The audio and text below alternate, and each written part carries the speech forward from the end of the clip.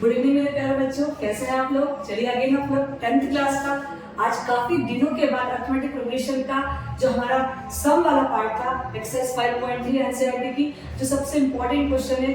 हमें question number 3 5.3 का question number 3 जिसमें कुछ 10 सवाल ऐसे दे रखे हैं जो बच्चों को काफी डाउटफुल होते हैं। आज उन्हीं सवालों को हम कुछ सवालों को लेके आए हैं, उन कुछ सवालों को देखिए और अपने डाउट को सॉल्व कीजिए। चलिए आइए देखते हैं हम लोग अरिथमेटिक प्रोग्रेशन में एक्सरसाइज नंबर 5.3 एनसीईआरटी को। Got it. चलिए निकाल लीजिए अपने बुक्स और अपने कॉपीज। तो पहला क्वेश्चन देखते हैं। इसमें आपको a की वैल्यू 5 दे रखी है, d की वैल्यू 3 दे रखी है और n की वैल्यू आपको 50 दे रखी है। आपको इसका n फाइंड करना और sn फाइंड करना है। देखिए सम फाइंड करने से लिए सम का फॉर्मूला सबसे पहले लिखते हैं। सम के लिए हम सबसे पहले लिख लेते हैं सम का दो फॉर्मूला होते हैं, एक होता है n/2 a + ln और दूसरा फॉर्मूला होता है sn = n/2 2a + n - 1 d। ये दो प्रकार के फॉर्मूला होते हैं। आपको देखना रहता है कि आपको किस प्रकार का यहाँ पर कंडीशन रहती है। यहाँ पर आपको an की वैल्यू गिवन है, यहाँ पर a की वैल्यू भी गिवन है, n की वैल्यू गिवन नहीं है। तो n की वैल्यू निकालने के लिए सबसे पहले आपको n का फॉर्मूला लगाना पड़ेगा। n का मतलब लास्ट टर्म होता है यहाँ पर आपका, an का मतलब होता है लास्ट टर्म। तो आप ln को भी लिख सकते हो और n को भी लिख सकते हो। यहाँ पर दोनों बात एक ही होती है, a + n - 1 और d। आप चलिए देखिए n की वैल्यू आपको 50 दे रखी है, a की वैल्यू आपको 5 दे रखी है, n - 1 d की वैल्यू आपको 3 दे रखी है। 50 - 5 = n - 1 3 15 50 से 5 घटे 45 बचे। 3 को डिवाइड कर देंगे, n - 1 नहीं रहेगा, ये हो जाएगा 15 15 - +1 हो जाएगा। तो n की वैल्यू आपकी 16 आ जाएगी। अब आप इस n की वैल्यू को कौन से फॉर्मूले में अप्लाई कर सकते हैं देख सकते हैं। आप यहाँ पर इस फॉर्मूला डायरेक्ट अप्लाई कर सकते हैं। 16/2 a की वैल्यू फिर से आपको दे रखी 5 और n की वैल्यू दे रखी 50। तो ये हो गया आपका 8 और ये हो गया 50 + 55 मतलब 8 × 55 मतलब 8 5 = 40 8 5 = 40 और 4 44 मतलब 8 5 = 40 40 + 4 मतलब 44। मतलब आपका जो आंसर आ गया वो कितना आ गया 440। आपका ये आंसर कंप्लीट हो गया। तो आपको दो आंसर निकालना था, आपका n निकालना था और sn निकालना था। दोनों आंसर आ गए। आप ये तीनों फॉर्मूला देखिए, इन तीनों फॉर्मूलों को हम बार-बार इन क्वेश्चंस में अप्लाई करेंगे और जिस प्रकार की कंडीशन होगी उस प्रकार से सॉल्व करेंगे। Got it. चलिए क्वेश्चन नंबर 2 देखते हैं। यहाँ पर a की वैल्यू दे रखी है 13 दे रखा है, मतलब n की वैल्यू यहाँ पर इसके हिसाब से क्या दे रखी है 13। जब भी यहाँ पर कोई वैल्यू आती है n की वैल्यू आ जाती है, s13 निकालना d निकालना। सबसे पहले आप a13 का फॉर्मूला लगा लीजिए, a + n - 1 d, जिससे d आपका फाइंड हो जाएगा और d निकला के s13 भी आपका फाइंड हो जाएगा। तो आपको d निकालना पड़ेगा। यहाँ पर a13 की वैल्यू 35 है, a की वैल्यू 7 है, यहाँ 13 है -1 और d ये 13 है, इसलिए यहाँ पर 30 लिखेंगे। 35 - 7 लिखेंगे, 13 - 1 और d लिख देंगे। यहाँ पर 13 + 7 क्या तो 12 हो जाएगा। 35 में 7 जाएगा तो कितने बचेंगे आपके 28 और ये 12 डिवाइड में आ जाएगा। 35 में 7 जाएंगे तो 28 ही बचेंगे। हाँ 5 इधर के और 2 इधर के, 31 में से 5 जाएगा 30, 30 में 2 गया तो 28। ठीक कट जाएगा ये आपका 2 6 जा 2 1 जा और 2 4 जा 2 3 जा और 2 7 जा। d की वैल्यू आ गई 7/3। अब आप d की वैल्यू वहां पुट कर देंगे s13। आपको निकालना है s13 डायरेक्ट भी लिख सकते हो आप n/2 a + a13 आपको दे रखा है। आप d की वैल्यू निकालना थी इसलिए निकालने की जरूरत नहीं है हमको लगाने की, डायरेक्ट s13 निकाल सकते हैं। 13/2 a की वैल्यू आपको गिवन है 7 + 35, a की वैल्यू आपके पास क्या है a की वैल्यू आपको 7 है और a13 की वैल्यू आपको 36। बिल्कुल सही। अब आप इसको कैंसिल आउट भी कर सकते हैं। 13/2 वैल्यू दीजिए, 7 + 35 कर दीजिए तो कितने हो जाता है आपके पास 42। 33 + 5 40 और 2 42, 2 2 = 4 2 1 = 2 तो आ जाता है आपका 13 × 21। मल्टीप्लाई कर दीजिए 13 × 30 13 × 26 और 27। तो ये आपके आ गई s13। यहाँ पर आपको d निकालने का बोला था, अदरवाइज इसमें d की आवश्यकता नहीं, डायरेक्ट s13 निकाल सकता है, लेकिन हमें d का बोला था, दैट्स व्हाई हमने d को फाइंड कर दिया। Got it. चलिए क्वेश्चन नंबर 3 देखते हैं हम लोग। a की वैल्यू रखा 37, d की वैल्यू 3 दे रखी, a नहीं और s 12 नहीं। काफी आसानी से ये कर सकता है। आपके पास a 12 है, a आपके पास नहीं है, d आपके पास है। आपको पता है a 12 का मतलब क्या होता है a + 11d। तो यहाँ पर इसकी वैल्यू दे रखी है आपको 37, a आपको फाइंड करना है। 11 × 3 लिख देंगे, a + 33 और ये 37 37 - 33 = 8। a की वैल्यू आपके पास कितनी रहती है 4।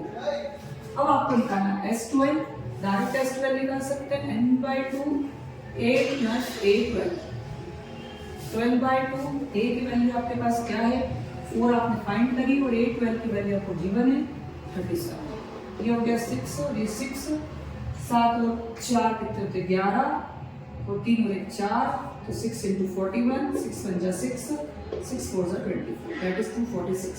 तो आपके पास दोनों आंसर तैयार है। Got it?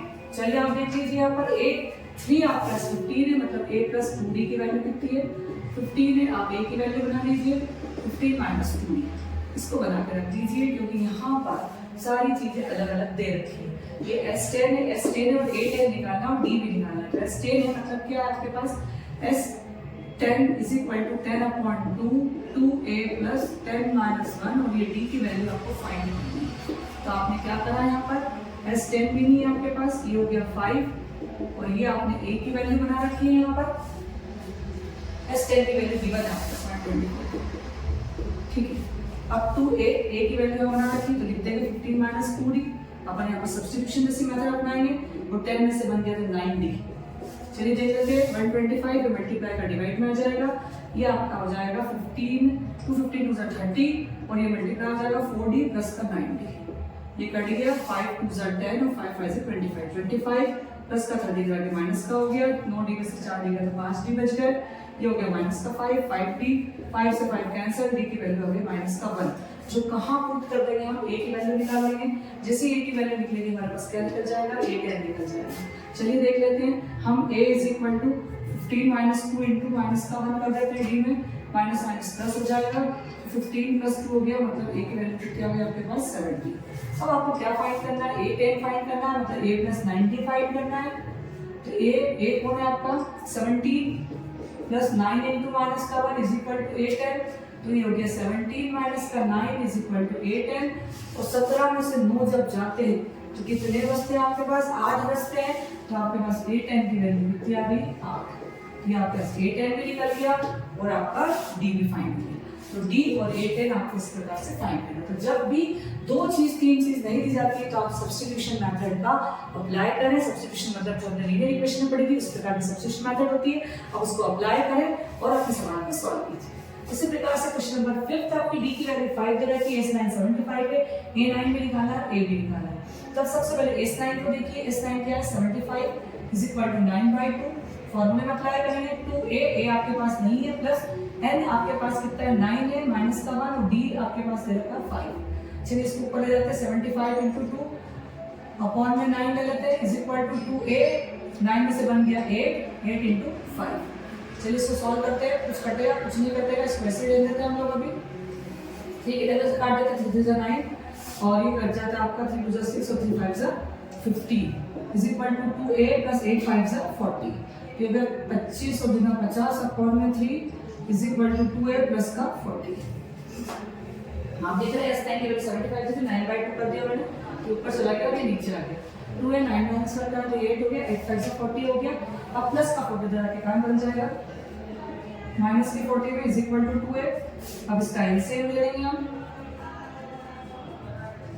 कितना बचा 120 में से 50 माइनस करेंगे तो कितना बचेगा, इधर हो गया आपका, इधर के 0 से 0 चला जाएगा आपका, 12 में से 5 गए तो 7 बचे, माइनस का 3 और इनटू में 2 हो जाएगा इज इक्वल टू A हो जाएगा, एक कट जाएगा 2 3 6 और ये हो गया 2 5 10, ये हो गया 35 अपॉन में 3, A की वैल्यू आ गई माइनस का 35/3। अब आपको क्या फाइंड करना है A9 फाइंड करना है, A9 फाइंड करना मतलब A प्लस 8D फाइंड करना है, और A प्लस 8D का मतलब क्या होता है A प्लस A की वैल्यू कितनी है आपके पास माइनस का 35/3 प्लस 8 इंटू D की वैल्यू आपको फाइंड करनी, ये आपके पास, ये आपका 8 5 40 हो गया। फिर से एलसीएम ले लेंगे, 4 से 12 हो जाएगा। अब 120 में से आपको 35 माइनस करना है, मतलब कितना हो जाता है आपका 190 185, तो 185 अपॉन में 3 आप सॉल्व कर लीजिए, यहाँ लिख देती हूँ मैं, ये आपका क्या फाइंड हो रहा है आपका A9 फाइंड हो रहा है, काट दीजिए नहीं कटेगा तो ये आपका आंसर आ गया, कटेगा ही तो ये आपका आंसर है। Got it? चलिए इस प्रकार से हमने 5 क्वेश्चंस को कंप्लीट किया। आई होप आपको समझ में आ गए होंगे। आने वाले 5 क्वेश्चन के लिए फिर से वीडियो को देखते रहिए, हमारे चैनल पर बने रहिए। Keep watching, thank you.